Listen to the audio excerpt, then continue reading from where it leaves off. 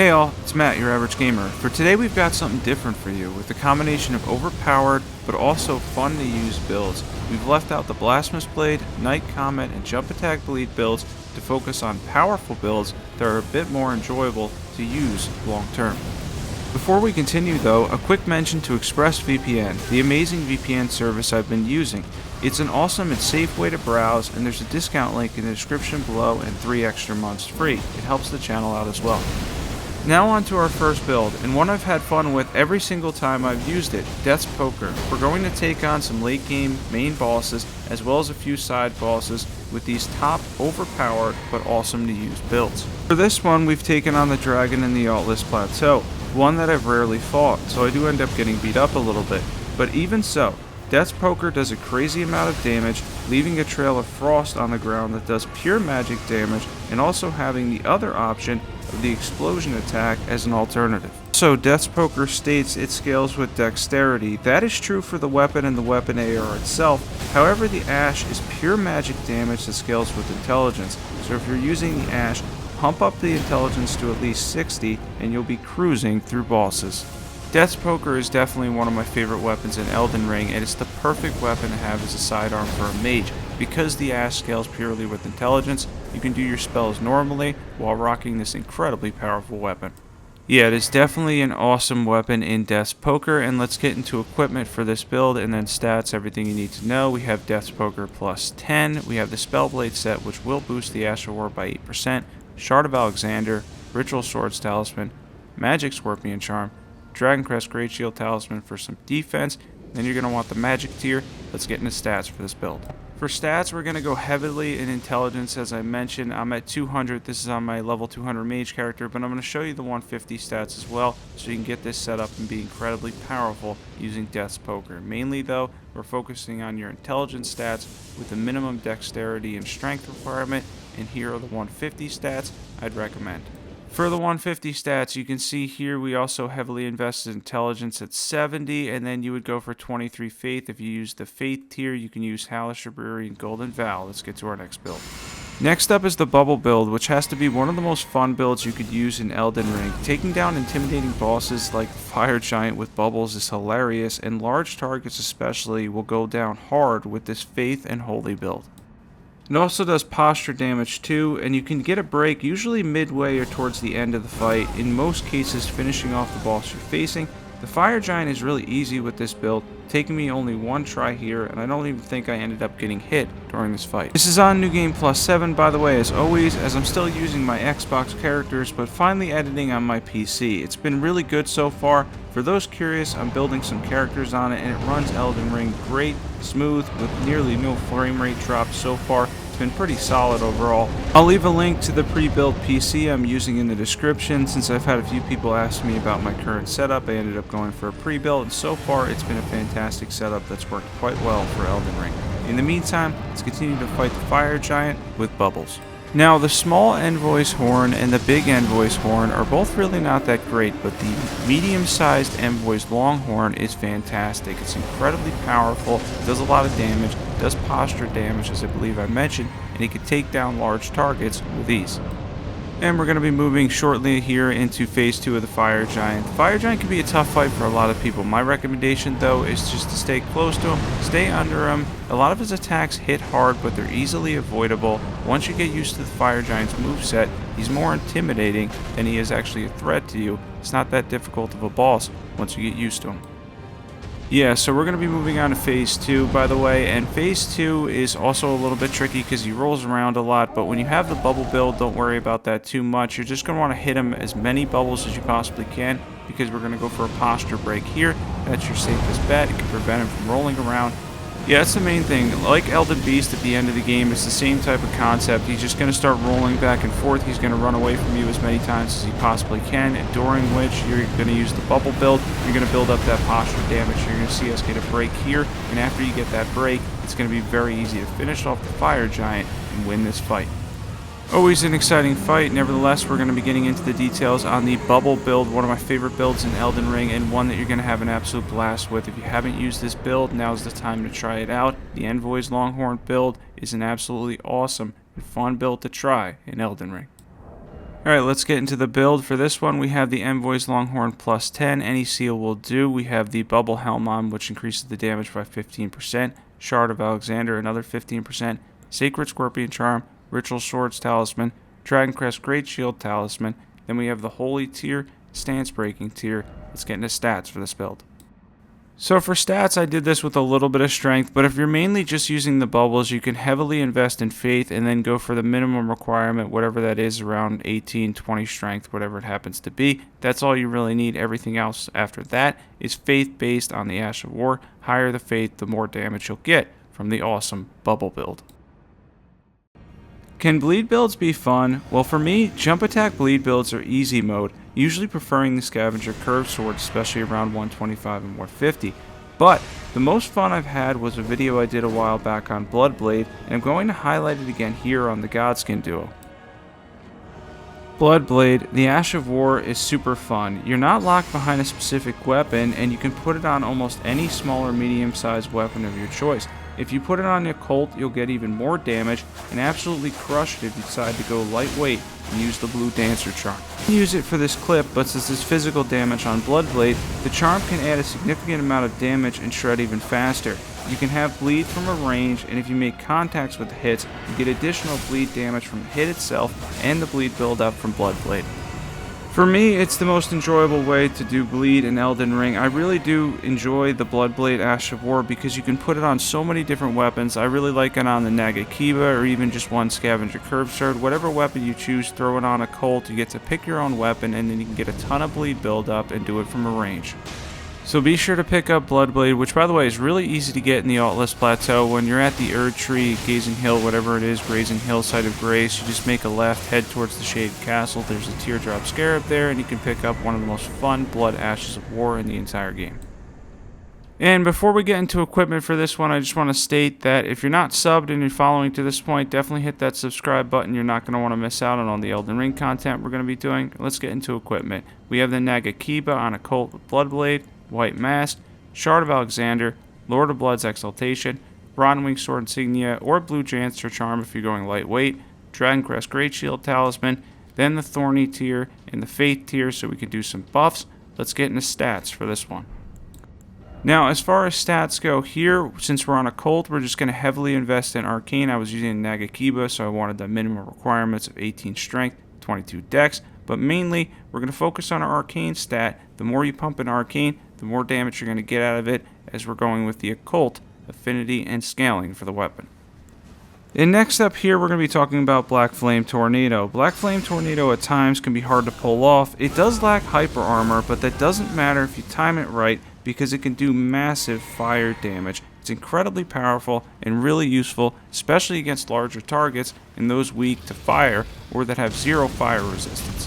Which there's a fair bit of those in Elden Ring. This is a solid option and one of those builds that every time you pull it off, you'll be wanting to destroy another boss with this epic Ash of War. It's that fun to use. When you do pull off the entire charged Black Flame Tornado, you can do massive damage, percentage damage, fire damage. It's a really enjoyable Ash to use. Something that I still frequently use in the game. All of these builds I'm still using from time to time as I'm doing new builds obviously in the meantime, but there's a lot of these on here that I just can't stop using because they're that much fun. Black Flame Tornado is definitely one of them. Knight Rider's Glaive with Black Flame Tornado, Flame Art Affinity, Fire Scorpion Charm, Shard of Alexander, Ritual Swords Talisman, Dragon Crest Great Shield Talisman, Fire tier, and Faith tier. Let's get into stats. For stats for this one, it's faith-based. Again, if you're going for Flame Art Affinity, then your weapon is going to scale off your faith stat, which is a huge benefit. You can use any weapon that you like that goes with Black Flame Tornado, because the Ash specifically only scales with your faith stat. However, if you go for Flame Art, you get AR on the weapon too. The Darkmoon Greatsword is amazing. It isn't just good, it has style too for those Souls fans that follow the series. This is a weapon with history for From Software, as they've included it in the majority of their games. Its beam is awesome, and it does pure magic damage as well that scales off your intelligence stat. It can also build up posture damage and get you that critical break too, because it does around 30 something stance damage on the Ash of War with the beams. If you hit up close, you're building out frost as well at a more significant rate. It's just a great weapon all around, really powerful, and an icon for From Software games. Now, before we get into equipment, and this is one of my favorite weapons across the Soul series and in Elden Ring, the stats are the same as the Death's Poker build: Darkmoon Greatsword plus 10, Spellblade set to boost the Ash of War, Shard of Alexander, Ritual Swords Talisman, Magic Scorpion Charm, Godfrey Icon, and then we have the Magic tier as well. Next up, we're going to be facing Beast Clergyman Malekith with one of my favorite new Ashes of War that I've been using more lately, and that is Ice Spear. Ice Spear is a really fun Ash, giving you frost buildup from a range. In Cold Affinity on the Guardian Sword Spear, it scales with a B in Dexterity, and since Ice Spear scales mainly with Dex, they make an awesome combination. Ice Spear and the Sword Spear is easily overpowered, and Ice Spear does a small amount of posture damage too, while building up frost and doing solid damage. It's truly a great Ash of War, and its range may seem short once you get used to it. You'll appreciate getting frost buildup, even if it's from a medium range, with a solid weapon and good AR in the Guardian Sword Spear. This is a fun combination I like that's also powerful. Malekith is a lot easier, by the way, if you get close or near him, as you can avoid the majority of his less predictable ranged attacks. Stay close and run behind him if need be to dodge destined death, and he'll go down fairly quickly to a build like Ice Spear. Yeah, this is definitely a powerful build for Malekith, especially since you can get in that medium range distance where you don't have to trigger too much of his more difficult attacks. Just dodge under that one, keep behind him. You're going to get a frost proc in there for sure. You continue to apply pressure, and you're going to take him down fairly fast with Ice Spear.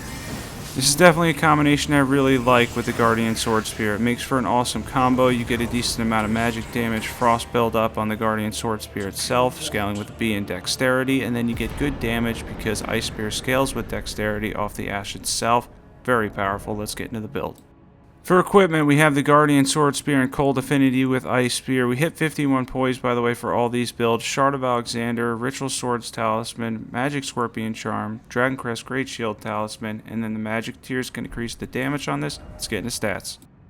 For stats, we're mainly focused on Dexterity here with a little bit of Intelligence. As I mentioned, Ice Spear scales with Dexterity. It's an Ash that scales off your Dexterity stat. And then, of course, we have the Guardian Sword Spear, which gets the B in Dex, so you get solid AR on the weapon, while also making good use of the Ash of War with this stats and setup.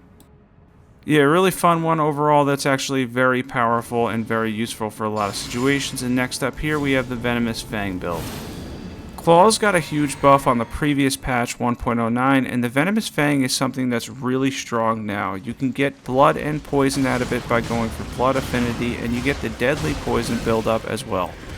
The big advantage here, you get to use both the Kindred of Rot's Exaltation and Lord of Blood's Exaltation, essentially increasing your damage consistently by 40%.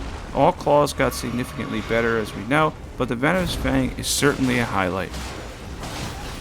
While this gets a C in Dexterity, you're also going to get a good amount of bleed buildup from these weapons, from the claws themselves, a reasonable amount of AR, and you get that deadly poison, which quite literally can be deadly as the tick is very quick on bosses. Pick these up in the Abandoned Cave at Caelid, as you can nab these very early too, another benefit to these powerful claws. Yeah, these are wildly good now. Claws are fantastic in general. If you're looking for something really powerful that can build up stuff very quickly in terms of like damage, bleed, poison, all that stuff, the Venomous Fang is great. I used Endure on them, by the way, so I could take extra damage. Solid option with these claws. And like always, we're going to get into the build for this one. This is another awesome and powerful build that's a lot of fun to use. The Venomous Fang and Blood Affinity. We have the White Mask, Lord of Blood's Exaltation, Kindred of Rot's Exaltation, Rotten Wing Sword Insignia, Dragon Crest Great Shield Talisman, the Thorny tier, Faith tier for buffs. Let's get into stats. So for stats, it looks like a little bit of a quality build because you get a C in Strength and a C in Dexterity, but it leans more towards Dex, so I went for Dex and Arcane, both at 45 to give me a decent amount of bleed buildup, damage, and then obviously we get the Deadly Poison too. All around a very powerful and very overpowered build when you get all the buildup in there. Yeah, when you factor in the deadly poison, the bleed, that one all around, you can get so much out of it. Now, Godfrey was our final boss for this video, and I chose to use my all-time favorite build on him. If you guys remember a video I made about a month ago, maybe 2 months ago, a while back, it's variants of the all-fire build, as doing fire damage using Burn of Flame and giant fireballs is fun while also being very damaging. In all of these builds, you can add more to it, especially the Faith ones. This is one that has a lot of variance on it. You can do a ton of variety as far as this build goes. You definitely have a lot of variety. You can throw in a whole bunch of different incantations. You can add in different fire spells, but do keep in mind, Giant's Flame, Take Thee, and Inferno Flame are both boosted by the dual Giant Seals, which is a huge benefit and gives you a lot more added damage. Fire has always been fun in Souls games, with Pyromancy being especially popular. The Blasphemous Blade can also be added in on this build, and you'll be cruising through bosses with ease. The Blasphemous Blade's really easy to use. It's not on my most fun list, but it definitely does fit this build to a T, because the Astral War scales mainly with Faith. You can do both of these with that setup. With this exact setup, you can run the Blasphemous Blade too. Godfrey also has 0 fire resistance, so keep that in mind too, as he'll take the full complement of damage when you're using builds like these. He can be tough, but nothing a crazy amount of fire damage can't handle. If you're ever having difficulty with him, fire is a solid option for Godfrey and Horaloo. By the way, if you're not subbed to this point and you're following along and everything's timestamped, by the way, I might have said this before, definitely hit that subscribe button. Don't forget to subscribe for Elden Ring content. I'm going to be working on the PC to get into better editing. I'm just doing some basic stuff now as I'm learning, but it's been a lot of fun so far. Having a gaming PC for the first time, it's been pretty cool. I'm definitely going to work on better editing skills and working towards more Elden Ring videos, covering DLC and maybe Armored Core 6 when it comes out, if that ends up being good too. And now that we took down Godfrey on New Game Plus 7, all the bosses were on New Game Plus 7, we're going to get into the build details, the stats, and then our ending here as we end with the 8 favorite and powerful builds for me currently in Elden Ring. Let's get into the equipment for this one. For equipment, we have dual Giant Seals. You can run the Blasphemous Blade with this build as well, and then we hit 51 poise with I think every build in the video besides the Mage stuff, Godfrey Icon, Ritual Swords Talisman, Fire Scorpion Charm, Dragon Crest Great Shield Talisman, the Fire tier. Let's get into stats. For stats, this is another Faith-based build, so you're going to go high on Faith here. I ended up with 85 Faith with the Faith tier, and that's going to give us a lot of fire damage. But if you want to take 10 levels back and give yourself 60 Vigor, I went for kind of a Glass Cannon build. You can do that too and still get a ton of damage out of it. I would recommend that for a lot of players, but for me personally, I do fine with 50 Vigor. By the way, apologies for how I sound. I have a little bit of bad allergies or what seems like a cold. I know in the middle of summer it's kind of crazy, just my luck. But anyways, if that's why I sound a little bit off. But thanks for watching this one. It was really fun to do this, by the way. These are my favorite and powerful builds that I enjoy using consistently. Hopefully this gives everyone some powerful builds and setups you can run on patch 1.10. Don't forget to hit that subscribe button, and thanks for watching.